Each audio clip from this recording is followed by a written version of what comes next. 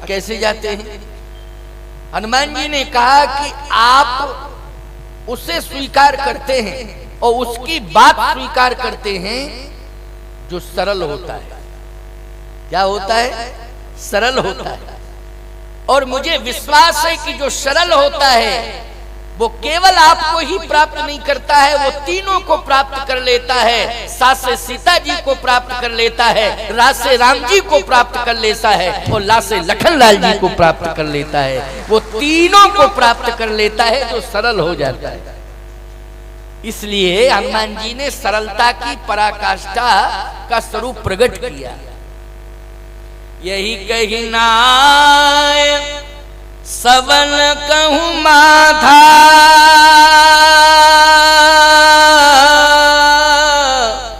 ओ चले हरस ही धर रघुनाथा। यही कही नाय सवन कहूं माथा। सवन कहूं माथा मानी छोटों को भी प्रणाम किया। अच्छा बोलो, ये सरलता की पराकाष्ठा है कि नहीं कि छोटों को भी प्रणाम किया? तुलसीदास जी महाराज की तो ये मनोदशा हो गई थी कि तुलसीदास जी महाराज तो साष्टांग प्रणिपात करते थे। अगर कोई मस्तक पर चंदन लगाए हो तो साष्टांग प्रणाम कर लेते थे तुलसीदास जी महाराज। समझ गए हो नहीं? ये तुलसीदास जी की सरलता की पराकाष्ठा। जड़ चेतन जग जीव जत सकल राममय जान। वृक्षों को देखते थे तो उनको भी प्रणाम करते थे, पशु पक्षियों को देखते थे उनको भी प्रणाम करते थे। अब कल्पना करो आप, तुलसीदास जी इतने महान हो गए कि संत तो बहुत हुए हैं, लेकिन याद रखना जिस घर में तुलसी होगी उस घर में तुलसी कृत रामायण अवश्य होगी प्यारे। ऐसा कौन घर होगा जिस घर में तुलसी हो तुलसी कृत रामायण न हो? ऐसे तुलसीदास जी महाराज के ऊपर भगवान सीताराम जी की परम कृपा हुई कि वो घर घर में उनका ग्रंथ आज बोलो है कि नहीं? बड़े बड़े महात्मा उस ग्रंथ का सहारा लेकर के अपना अस्तित्व और अपना व्यक्तित्व समाज में प्रतिष्ठापित कर रहे हैं। बोलो कर रहे हैं कि नहीं? ग्रंथ का सहारा लेकर के उसमें खास तौर से रामचरितमानस है। कोई किसी पुराण की चर्चा करे, चाहे वाल्मीकि रामायण की कथा कहे, चाहे अन्य पुराणों से संबंधित कथाएं हो रही हों, लेकिन रामचरितमानस की चौपाई जरूर उसमें जोड़ेगा, कहीं ना कहीं जुड़ जाएगी। बोलो जुड़ेगी कि नहीं? एक बार यति चक्र धर्म सम्राट पूजपाद स्वामी श्री करपात्री जी महाराज की बात याद आ गई। स्वामी करपात्री जी महाराज लक्ष्मण किला श्री अयोध्या में प्रवचन दे रहे थे। बड़े बड़े संत बैठे हुए थे लक्ष्मण किला में। लक्ष्मण किलाधीश जी महाराज थे उस समय। तो अयोध्या के संत, वृंदावन के संत, न जाने कहां वाराणसी काशी आदि आदि तीर्थों से संत आए थे। बहुत बड़ा महा महोत्सव था स्त्री अवध में। तो धर्म सम्राट करपात्री जी महाराज वेदों से लेकर के उपनिषदों तक की चर्चा करते चले गए।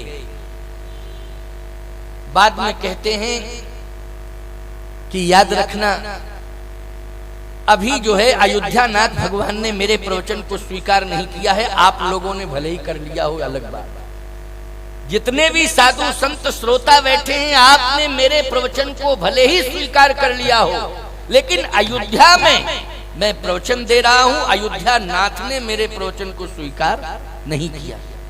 अब सभी संत आश्चर्यचकित हो गए। इतना बढ़िया प्रवचन, इतना दिव्य वैदुष्य, सरस्वती नृत्य कर रही है साक्षात, लेकिन स्वामी जी कह रहे हैं अयोध्या नाथ भगवान ने मेरे प्रवचन को स्वीकार नहीं किया। ऐसा क्यों? संतों ने कहा महाराज ऐसा क्यों, ऐसा क्यों? तो तुलसीदास जी महाराज ने अद्भुत ग्रंथ लिखा है रामचरितमानस प्यारे। अद्भुत ग्रंथ, ऐसी अद्वितीय रचना कि जो भगवान शंकर स्वयं हस्ताक्षर करते हैं, सत्यम शिवम सुंदरम, हस्ताक्षर करके उस ग्रंथ को प्रमाणित करते हैं। और याद रखना, यति चक्र धर्म सम्राट पूजपाद करपात्री जी महाराज चलते फिरते शिव थे। बोलो चलते फिरते महादेव थे कि नहीं थे? अचल प्रतिष्ठित कौन थे? बोले विश्वनाथ भगवान। और सचल प्रतिष्ठित कौन थे? यति चक्रधर सम्राट करपात्री जी महाराज, जिनको चलता फिरता विश्वनाथ कहा जाता था। ये चलते फिरते विश्वनाथ हैं। पूरे विश्व में ऐसी मान्यता थी कि करपात्री जी महाराज क्या हैं? चलते फिरते विश्वनाथ हैं। ऐसे चलते फिरते विश्वनाथ धर्म सम्राट करपात्री जी महाराज कहते हैं कि मेरे प्रवचन को अभी अयोध्या नाथ ने स्वीकार नहीं किया है। संतों ने कहा कैसे? तो करपात्री जी महाराज ने कहा कि मैंने वेदों से लेकर के उपनिषदों तक की चर्चा कर ली है। ये तमाम ग्रंथों के प्रमाण मैंने दिए हैं, लेकिन ये ग्रंथों के प्रमाण तब मान्य होंगे अयोध्या नाथ की दृष्टि में जब तुलसीदास जी महाराज की रामायण की चौपाई तुलसी दल के रूप में छूट जाएगी, तभी ये प्रमाण होगा, तभी अयोध्या नाथ भगवान प्रसन्न होंगे। अंत में तुलसीदास जी महाराज की मानस की चौपाई कह करके धर्म सम्राट करपात्री जी ने प्रवचन को विश्रामित किया। अब आप समझ गए हो कि नहीं कि तुलसीदास जी महाराज की रामचरितमानस की कितनी बड़ी महिमा है। ये तुलसी दल है, इससे बड़ा ग्रंथ जो है 6 शास्त्र सब ग्रंथन को रस, सभी का रस इसमें। आप वो रस पी रहे हैं, उस रस का आप आस्वादन कर रहे हैं। तो आज भगवान श्री राम विनम्रता से हनुमान जी के वश में हो गए।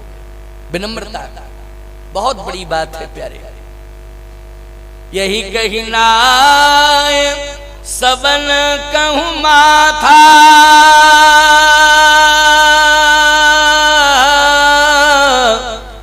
चले हरस ही धर रघु नाथा। भगवान को हृदय में रख लिया। भगवान ने कहा अच्छा हृदय में तो रख लिया है, लेकिन मौका मिलेगा? हनुमान जी ने कहा नहीं, आपको ही संभालूंगा। बार बार रघुवीर संभाली, बार बार हनुमान जी राम जी को संभालते रहे, राम जी को ही संभालते रहे, किसी को नहीं, केवल प्रभु राम। जो राम जी को अपने जीवन में स्वीकार कर लेगा वो काम से भी बचेगा, क्रोध से भी बचेगा, लोभ से भी बचेगा, मोह से भी बचेगा, मद से भी बचेगा, मत्सर से भी बचेगा, खट विकारों से बचेगा। जो राम जी को हृदय में धारण कर लेगा, राम जी के सहारे जिसका जीवन हो जाए। लोग कहते हैं साहब मुश्किल की बात है, काम क्रोध लोभ मोह मद मत्सर इनसे हटना, ये दूर हो जाए, ये मुश्किल की बात है। ये पुरुषार्थ से दूर नहीं होते हैं, प्रयास से दूर नहीं होते हैं, ये भगवान की कृपा से दूर होते हैं। किससे होते हैं? भगवान की कृपा से। इसलिए कहता हूं कि राम का नाम का सहारा ले लो, जिह्वा पर राम का नाम हो और हृदय में श्री राम हो, जिह्वा पर राम का नाम हो, ये काम क्रोध लोभ मोह मद मत्सर आपका कुछ नहीं बिगाड़ पाएगा।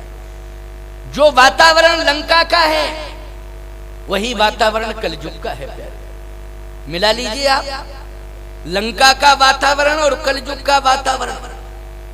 लंका में क्या है? लंका में माता पिता को नहीं मानते हैं लोग, राक्षस हैं वो, नहीं मानते।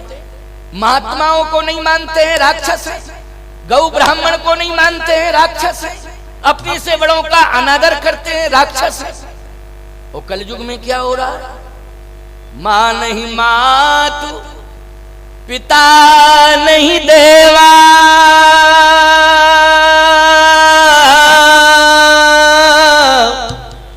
ओ साधुन सन करवा वहीं सेवा, जिनके यह आचरण भवानी, ओ ते निश्चर समझानहु प्राणी।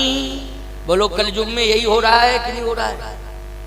माता पिता का आदर नहीं है। बहुत कम बच्चे ऐसे हैं जो बहुत संस्कारी हैं, वो माता पिता का विशेष ध्यान रखते हैं, लेकिन परसेंटेज क्या है? मात्र 20% ऐसे पुत्र हैं संस्कारी जो माता पिता का विशेष ध्यान रख रहे हैं।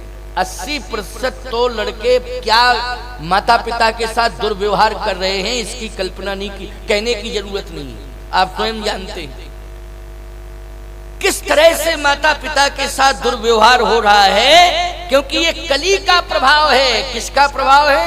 ये कली का प्रभाव है। एक माँ ने एक बेटे से कहा कि बेटा मैंने 9 महीने तक तुझे अपने गर्भ में रखा और कष्टों का वर्ण किया है, बहुत कष्ट सहे हैं तेरे पीछे। तो नालायक लड़का कहता 9 महीने का किराया ले लो। हाँ, मूर्ख कहता किराया ले लो हमसे, कहने की क्या जरूरत है। बोलो कितना नालायक है, कितना मूर्ख है, मूर्खता की पराकाष्ठा। ये कली का प्रभाव है, इसलिए कली के प्रभाव से बचने के लिए सत्संग सुनना आवश्यक है, सत्संग से जुड़ना आवश्यक है। आज आपने दुर्गा माँ के मंदिर में जो सत्संग रखा है ना, निश्चित रूप से अनंत जन्मों के पापों का क्षरण हो रहा है। एक तो डायरेक्ट दर्शन हो रहा है और सत्संग चल रहा है, संत दर्शन और माँ जगत जननी का दर्शन, देवी देवताओं का दर्शन और सत्संग। इससे बढ़िया बात और क्या हो सकती है। लंका का वातावरण कलयुग का वातावरण, लेकिन प्यारे जब कलयुग का वातावरण है तो आप कैसे बच सकते हैं इस वातावरण से। हनुमान जी जैसे बचे वैसे आप बच सकते हैं। हनुमान जी कैसे बचे, देखो जैसे ही चले हनुमान जी तो सबसे पहले हनुमान जी के सामने आया है मैनाक। कौन आया? मैनाक। अच्छा, ये मैनाक पर्वत है और पर्वत में भी पत्थरों का पर्वत नहीं है, ये पत्थर वाला पर्वत नहीं है, सोने का पर्वत है। किसका पर्वत है? सोने का पर्वत है। अच्छा एक बात बताओ, इस सोने के पर्वत ने हनुमान जी को रोकने का प्रयास किया, रोकने का प्रयास किया सोने के पर्वत ने।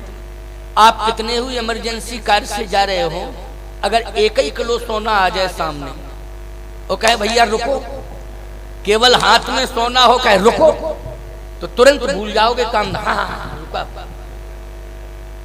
अच्छा वो कहे 1 किलो सोना ले लो, हाँ लाओ, और आप चलने लगो, कहे रुको, अगर इससे ज्यादा दें तो कहे रुके, इंतजार करेंगे। अगर सोना कोई देता रहे और वो लेता रहेगा, आगे नहीं बढ़ेगा। बोलो कल्पना करो, क्योंकि सोने के प्रति आकर्षण क्या है? सोने के प्रति आकर्षण है। और कल्पना करिए आप 2-4-5 किलो सोना नहीं, 2-4-5 कुंटल सोना नहीं, पहाड़ ही सोने का आ जाए और कहे रुको रुको रुको रुको रुको और मेरे ऊपर लेट जाओ।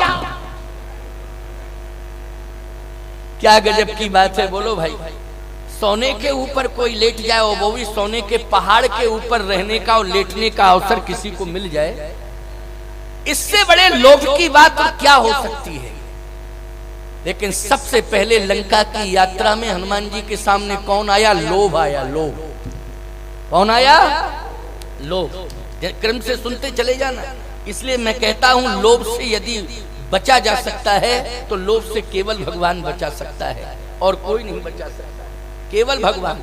हाँ, जहाँ जगह मिल जाए वहीं बैठ जाओ, क्योंकि अब कुर्सियां तो पड़ी हैं, वहां भी लोग बाहर बैठे हैं, है ना। और वहाँ क्या उसकी व्यवस्था, टेलीविजन की व्यवस्था नहीं की है क्या? है।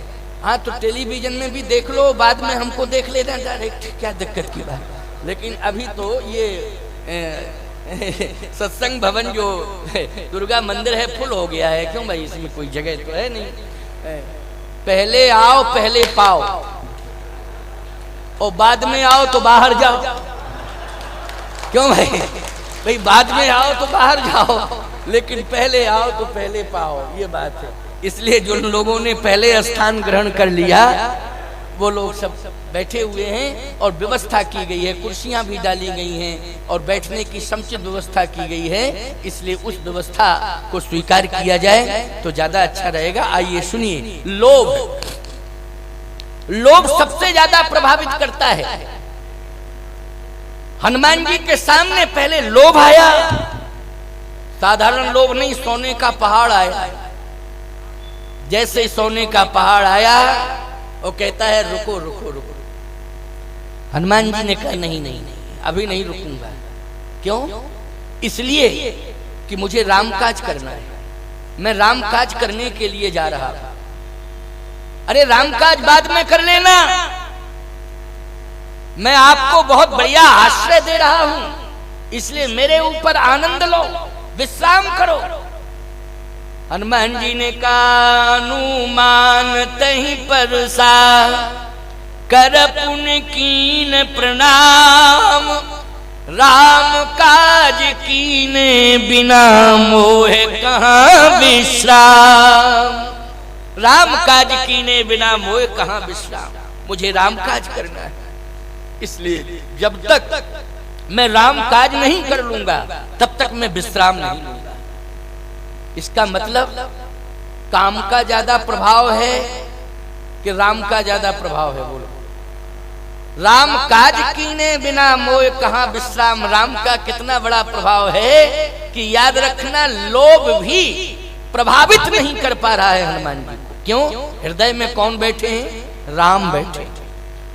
आज लोभ के कारण कहीं की लोभ विडंबना कीन है संसार। लोभ ने ना जाने कितने लोगों की विडंबना कर दी, और विडंबना से यदि बचा जा सकता है तो एकमात्र सहारा केवल प्रभु राम है, दूसरा कोई सहारा नहीं। इसलिए विडंबनाओं से बचना है तो राम का सहारा ले लो। राम का सहारा ले लोगे प्यारे तो विडंबनाओं से बच जाओगे। आज हनुमान जी महाराज के सामने एक विडंबना आई। बोलो, आई विडंबना की नहीं? वो विडंबना क्या है? लोभ। और वो भी सोने का पहाड़। कितना सोना होगा उस पहाड़ में, कल्पना करो आप। लेकिन हनुमान जी ने केवल देख के प्रणाम किया और कहा बस बस बस, अब रुकूंगा नहीं, अब तो मुझे। देखो, लोभ की स्थिति जहां पैदा हो जाए वहां चल दो, रुको नहीं। अगर लोभ का पॉइंट जहां है वहां आप रुक गए तो फंस गए, फिर बच नहीं पाओगे, फिर तो फंस गए। मैं आपको बिल्कुल स्पष्ट बोल रहा हूं। हाँ, ध्यान रखना इस बात का। लोभ आएगा जरूर, निश्चित रूप से लोभ आएगा, लेकिन आएगा, देख लो, निकल जाओ, प्रभावित मत होना। अगर रुक गए तो गड़बड़ हो जाएगा। हनुमान जी अगर रुक जाते तो बोलो गड़बड़ होता है कि नहीं? लेकिन देखा और प्रणाम किया, कहा नहीं नहीं रुकूंगा नहीं, ज्यादा टाइम मेरे पास है नहीं। हनुमान जी चल दिए साहब। अब लोभ ने प्रभावित नहीं कर पाया हनुमान जी। किसने? लोभ ने। याद रखना, अब हनुमान जी के सामने आया क्रोध। क्या आया? क्रोध। क्योंकि लोभ से तो बच गए, लेकिन अब क्रोध आ गया। क्रोध से कैसे बचे? समस्या यही है, क्रोध आ जाए और कहीं क्रोध आ गया, खोपड़ी पर चढ़ गया, तो याद रखना क्रोध में आप फंस गए तो फिर आपका जीवन पूरी तरह से अस्तित्वहीन हो जाएगा। क्योंकि क्रोध जहां जहां आया, जिसे भी आया, निश्चित रूप से उसकी विडंबना हुई। बोलो, हुई कि नहीं हुई? उसका अस्तित्व समाप्त हुआ। जैसे प्रमाण दे रहा हूं आपको, महाभारत जो हुआ है वो क्रोध ही के कारण हुआ कि नहीं हुआ? किसके कारण हुआ है? क्रोध के कारण हुआ है महाभारत। जब जब भी युद्ध हुए हैं क्रोध के कारण हुए हैं। घरों में विभाजन की प्रक्रिया प्रारंभ हुई है, वहां क्रोध आया है सामने। बोलो, आया है कि नहीं आया है? संबंधों में दरार पड़ी है, वो क्रोध के कारण पड़ी है। इसलिए मैं कहता हूं कि क्रोध ये पाप कर मूल, क्रोध पाप कर मूल, ये पाप का मूल है। क्रोध के कारण ही सीता जी का हरण हुआ है। बोलो, किसके कारण हुआ है? क्रोध के कारण हुआ है सीता जी का हरण। यदि क्रोध नहीं करती, लक्ष्मण के ऊपर क्रोध नहीं करती, तो याद रखना लक्ष्मण स्वयं में रक्षा सुरक्षा में थे, लेकिन क्रोध किया, भेज दिया प्रभु राम के पास, हरण हो गया। इसलिए क्रोध के कारण ही मां जानकी का हरण हुआ। और याद रखना, क्रोध के कारण ही हिरण्यकश्यप का विनाश हुआ है। बोलो, हुआ है। क्रोध के कारण ही कंस का विनाश हुआ है, और क्रोध के कारण ही रावण का विनाश हुआ है। ये क्रोध जो है विनाश की जड़ है। क्रोध आ गया सामने। क्रोध करता क्या है? क्रोध खाने के लिए दौड़ता है। लोभ जो है फांसता है, बांधता है। लोभ क्या करता है? बांधता है। और क्रोध क्या करता है? खाता है। क्यों खाता है कि नहीं? जिसमें क्रोध आता है खाने के लिए दौड़ता है। दूसरे पॉइंट को आप देखें, विचार करें तो जैसे हनुमान जी आगे बढ़े, सोने का पहाड़ देखता रह गया मैना। आगे जैसे ही बढ़े तो क्रोध आ गया। कौन? सुरसा आई। दूसरे नंबर पर कौन आई? सुरसा। और जैसे ही सुरसा ने देखा तो मुंह फाड़ करके आ गया। सुरसा नाम अहन की माता,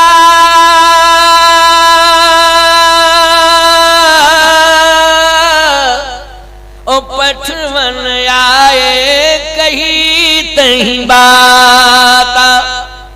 सुरसा कहती है रुक, मैं भूखी हूं, आज तुझे खाऊंगी। कहां जा रहा है बंदर? रुक। हनुमान जी ने कहा अरे ये खाने की बात कर रही है। मैनाक पर्वत कह रहा था विश्राम करो, आराम करो, और ये कह रही है ना आराम ना विश्राम, हमारे आहार बनो। क्या बनो? हमारे आहार बनो। मैं भूखी हूं इसलिए मैं खाऊंगी। मुंह फाड़ करके आ गया। एक बात आपको बताना चाहते हैं, आपके सामने भी बड़ी चुनौती है। क्या? ये महंगाई भी सुरसा की तरह मुंह फाड़े खड़ी है कि नहीं खड़ी है? बोलो भाई। आज वर्तमान में ये महंगाई क्या कर रही है? सुरसा की तरह मुंह फाड़े खड़ी है। खड़ी है कि नहीं? खाने के लिए तैयार है, लेकिन बचना है तुम्हें। बचोगे कैसे? बलवान बन के बचोगे कि हनुमान बन के बचोगे? जल्दी बोलो। बलवान बन के नहीं बचोगे, हनुमान बन के बचोगे। याद रखना, हनुमान बन के बचोगे। बिना हनुमान, हाँ देखो हमारे डॉक्टर अनिल शर्मा आ रहे हैं। हमने कहा ना ये हमारे विशेष चिकित्सक हैं उपचार के लिए। अभी दोनों भाई आओ बेटा, संजीव भी, डॉक्टर संजीव दंत रोग विशेषज्ञ हैं, हड्डी रोग विशेषज्ञ हैं। बड़े भाई, छोटे भाई दंत रोग विशेष। अभी हमारे दांतों का इलाज हुआ है, बिल्कुल वहीं से चले आ रहे हैं हम दांतों का उपचार करके। बैठो बैठो। दोनों को मेरा विशेष आशीर्वाद है। समय समय पर हमारा उपचार होता है और समय समय पर हमारी पूर्ण देखरेख करते हैं। जय हो, आशीर्वाद बहुत बहुत जय जय। और बहुत ही सुंदर उपचार की व्यवस्था है। मैं बहुत प्रभावित रहता हूं। मैंने बताया नहीं, हिंदुस्तान में घूमता हूं, लेकिन उपचार आगरा में होता है मेरा। समझ रहे हो कि नहीं? उपचार हमारा आगरा में होता है, विश्वास हमें पूरा है। और मैं तो एक बात कहता हूं कि उपचार हमारा आगरा में होता है। और सही बात तो ये कहना चाहता हूं, सत्य बोल रहा हूं आपसे, बिल्कुल कहीं कोई बात छिपी नहीं है। आगरा को तो मैंने हृदय में बसा लिया है प्यारे। तुम जैसे भक्तों को मैंने हृदय में बसाया है।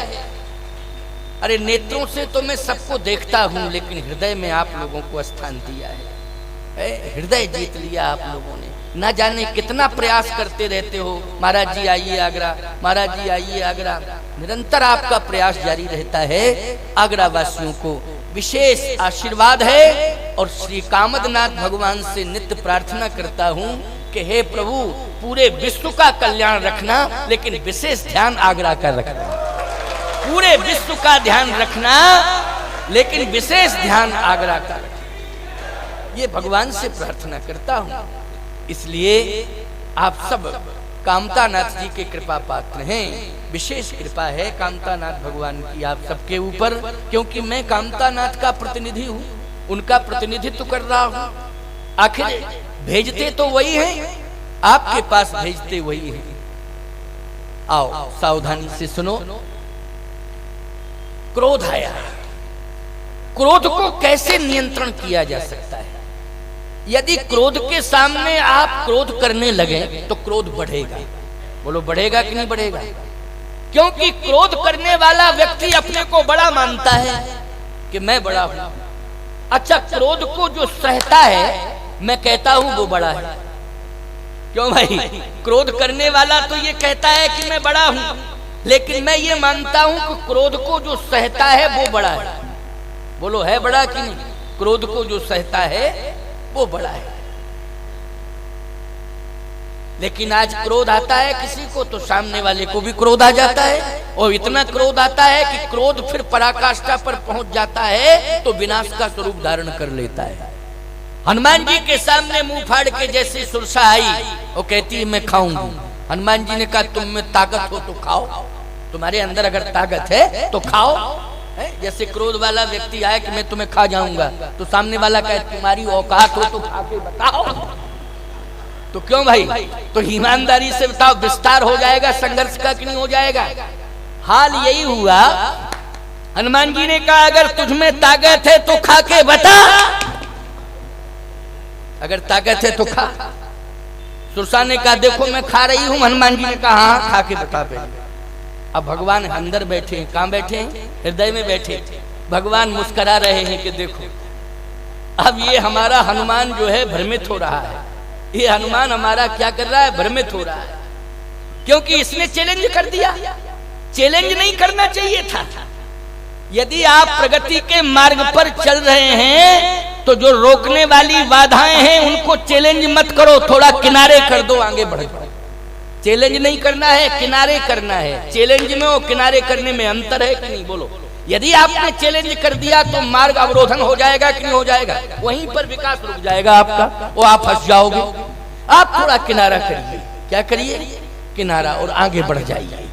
लेकिन हनुमान भगवान राम ने सोचा कि लोभ से तो किनारा कर गया, लेकिन क्रोध को चैलेंज दे रहा है।